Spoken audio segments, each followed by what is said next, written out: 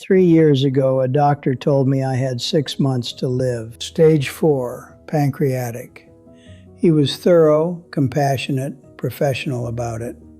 And all I could think about, sitting in that chair with my hands in my lap the way I'd sat in 1,000 boardrooms, all I could think about was a question my wife asked me 3 months before she died. Not the diagnosis, her. Helen died 2 years before that appointment. Heart attack, June 2012. She was 69 years old, gone before I ever understood what I'd done to her. We were at the kitchen table after dinner, the same table we'd shared for 31 years, and she looked at me very quietly and said, "Arthur, did you ever actually want this life, our life? Or was it just the one that happened while you were busy with the other one?" I told her that was a ridiculous question. I put my dish in the sink. I went back to the study. That was the last real conversation we ever had about what we were to each other. My name is Arthur. I'm 73 years old. I was a senior partner at an accounting firm for 22 years. I grew up in a Pennsylvania steel town. I built the kind of life that looks from the outside exactly like a life well lived. And I got the only thing that actually mattered completely wrong.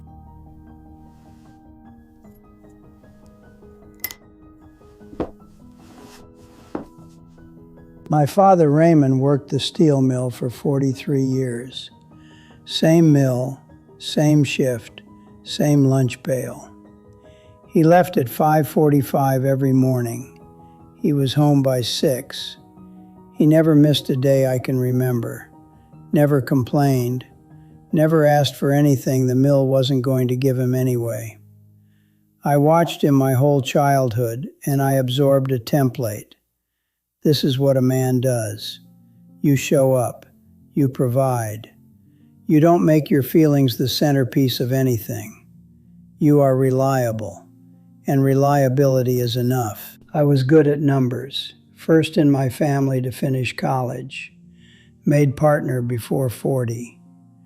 My father came to the dinner they threw for me, sat in the back in his good suit, the one he wore to church and funerals. And when I looked over at him during the speeches, he was sitting very straight. Something in his face I'd never seen before. It might have been pride. We never talked about it. That's how we were. I married Helen in 1978. She was a school librarian, quiet, specific, funny in ways I didn't always expect. She had dark hair and reading glasses she pushed up on her head when she wasn't using them. I loved her in the uncomplicated way you love someone at 27 when the world still feels enormous. Hold on to that version of me, because it makes what comes next harder to excuse. I was always working, not in the way that burns people out and forces a reckoning, in the way that just becomes the shape of a life, so gradually that no one can point to the moment it tilted. Tax season meant I was at the office before 7 and home after 9 for months at a stretch. The rest of the year wasn't much different. Clients called at dinner. Partners expected Sunday availability. My briefcase sat open on the kitchen table more evenings than I want to count. Helen would call me for dinner and I'd say, "Give me 10 minutes." She'd ask if I wanted to take a walk and I'd say I had calls to return.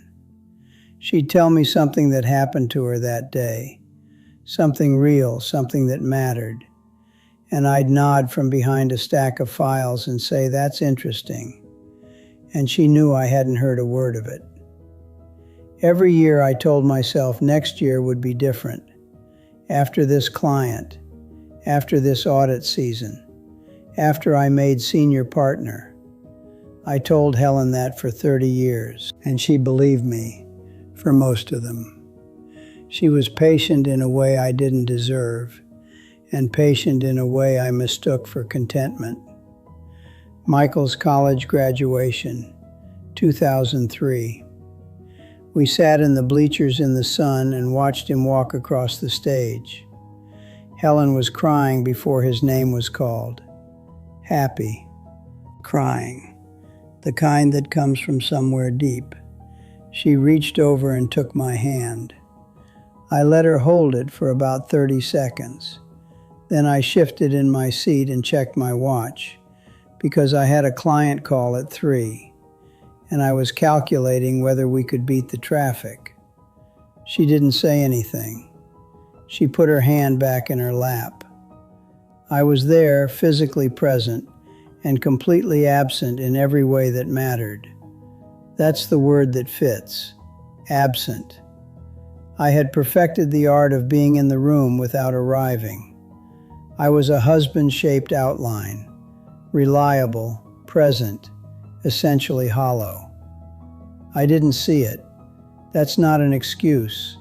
It's what I need you to understand. I genuinely believed that providing was the same as loving, that showing up was the same as being present, that because I had never left, never broken any of the concrete promises of marriage, I was holding up my end. Helen knew differently for 20 years before I did. After Helen died, I did what I'd always done with anything uncomfortable. I organized it. The arrangements, the paperwork, the thank you notes. I managed my grief the way I managed a difficult quarter, systematically, with minimal disruption to operations. I took a week off work. My partners told me how strong I was. I nodded, sat back down at my desk, and opened my files. 4 months after the funeral, I was going through her things. There was a shoebox on the shelf of her closet. I assumed it was shoes. It was letters. Not love letters, nothing romantic. Just letters she had written over the years, to me. Dated across almost 30 years of marriage. Most were short. Some were just a paragraph. None of them had ever been sent. I stood in that closet for a long time before I opened the first one. The earliest was from 1987. She would have been 44. It said, "I don't know how to make you see me anymore. I've tried talking and you're always somewhere else. I'm not angry. I'm just tired of disappearing inside this house." One from 1995, the year I made senior partner. "You came home at 11:30, and you looked so tired, and I wanted to tell you I'm proud of you. But I didn't, because I realized I was also angry, and I couldn't hold both things at once. I keep choosing not to say the wrong thing, and ending up saying nothing at all." One from 2004, the year after Michael's graduation. "I held your hand for a moment today and felt you leave before you let go. I think I've been mourning this marriage for years without knowing what to call it. We are not unhappy. I don't even think we're unhappy. I think we're just separate. And I don't know when that happened or how to undo it, or whether you'd even want to." The last letter was dated 3 weeks before she died. It said, "If something happens to me, I want you to know that I loved you every single year. Even the years I was quiet about it. Even the years I was tired. I loved you in a way I don't think I ever properly showed you, because showing it required you to be here, and you were always somewhere else. I don't blame you for that anymore. I think it's just who you are. I just wish, somewhere in all those years, I'd been louder." I sat on the floor of that closet for a long time, long enough that my back started to ache. I didn't move. Here is what undid me. Helen hadn't been cold. She hadn't been withholding. She had been writing me letters for 30 years. Honest, heartbroken, occasionally funny letters. And she had never sent them because she stopped believing I was available enough to receive them. She had given up on reaching me. not on loving me, just on reaching me. And she was right to, because I wasn't there. 2 years after Helen died, I turned 70. 3 months later, I was in an oncologist's office.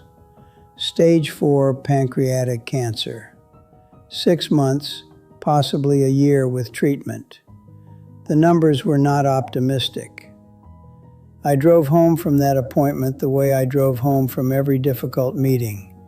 Hands at 10 and 2, speed limit, radio off. And I sat in my driveway for 45 minutes, not crying, just sitting still for perhaps the first time in 70 years, letting something be true without immediately figuring out how to manage it. What I kept thinking about was not the diagnosis. It was the shoebox. It was Helen's question at the kitchen table. Did you ever actually want this life, Arthur? Or was it just the one that happened while you were busy with the other one? Sitting in that driveway, I gave it the honest answer for the first time. I don't know. I built my father's life, reliable, present in body, absent everywhere else, and I called it love. I showed up every single day and never once asked whether the person across from me felt seen. Helen was invisible inside our marriage. I was in the room and she was invisible, and she had loved me anyway, in a shoebox, for 30 years. I went through treatment. I am, against most reasonable medical expectation, still here. My oncologist uses the word remarkable. I don't have a word for it. What I have is time I was not supposed to have, and the absolute clarity of a man who has finally run out of reasons to keep his distance from his own life. Here is what I know, not what I've read, what I know, from 31 years of doing it wrong. Presence is not the same as being in the room. You can inhabit a marriage for decades without ever truly arriving. I was physically present for almost everything in Helen's life, and emotionally absent for most of it. My body was there. My attention was always somewhere between the last meeting and the next one. That is not love. I don't care how many years it covers. I don't care how many bills you pay or how reliably you show up in the technical sense. If the person you love has stopped asking for things because they've learned that asking is a door you don't open, you are not loving them. You are performing love. And the performance, no matter how convincing, is not the thing itself. The second thing, your father's template is not your template. I spent 70 years living inside my father's definition of what a man was supposed to be. Stoic, reliable, undemanding. My father was a good man, but his marriage was his marriage. What worked for him, or what appeared to work from the outside, was not what Helen needed from me, and I never stopped to ask. In 31 years of marriage, I never once sat across from her and said, "What do you actually need from me right now?" Not what I assumed she needed, what she needed. I assumed she needed the same thing my mother needed from my father: the paycheck, the attendance record, the unchanged routine. I was wrong by 30 years. And the third thing, the hardest one. Helen died without knowing whether I had chosen her. She died having made peace with the uncertainty, loving me anyway in that quiet, folded-up way, but without the one answer she'd been trying to ask about for decades. Whether she was the person I had intentionally chosen every year, not just the first time in 1978. The answer was yes. It was always yes. She was the only person I ever looked at and knew, this one. This is who I want to grow old sitting next to. But I never said it. I showed it, I thought, through 40 years of showing up. but I showed it in the wrong language. She needed the words. She needed me to put down the briefcase and look at her and say, "You. I choose you." Not in 1978. Today. I never said it, and now I cannot. The shoebox is still on the shelf. I take it down on Sunday mornings when the house is quiet. I read a letter or two, not as penance anymore. I did that for the first year. I read them because they are the most honest account of who Helen was, and reading them is the closest I can get to the conversation we should have had. She was funny in those letters sometimes, sharp. She'd write something painful and then add a line that was almost dry, almost amused. That was Helen. She had more grace in her than I ever acknowledged, more humor, more complexity, more of everything. She was a whole person I spent 30 years not fully looking at. Not because she hid herself, because I was always looking somewhere else. So here is what I'm asking you to do. One thing, not a life overhaul. One thing today. Think about the person in your life who has been quietly trying to reach you. Maybe they've stopped asking for things because they learned asking doesn't work. Maybe they reach for your hand and you let them hold it for a moment before you shift away. Maybe somewhere in your house or in their head, there are letters they have never sent. Find that person. Tonight, not next weekend, tonight. Sit across from them and ask the question I never asked Helen. Ask them what they actually need from you right now, not what you assume, what they need. Then stop talking and listen like it matters, because it does. The question you don't ask today becomes the one you carry for the rest of your life. Some of you will carry it lightly, and some of you will carry it the way I carry it, like a shoebox on a closet shelf, full of everything that was there the whole time, waiting to be opened. Don't wait for the shoebox. If this reached something real in you, share it. Not for me, for the person in your life who is quietly hoping you'll start looking. Leave me a comment. Tell me what question you're going to ask tonight. I read every single one. Subscribe if you want to hear the rest. I'm 73. I survived something I wasn't supposed to survive, and I am not going to waste what's left being quiet about what I know. Go ask the question.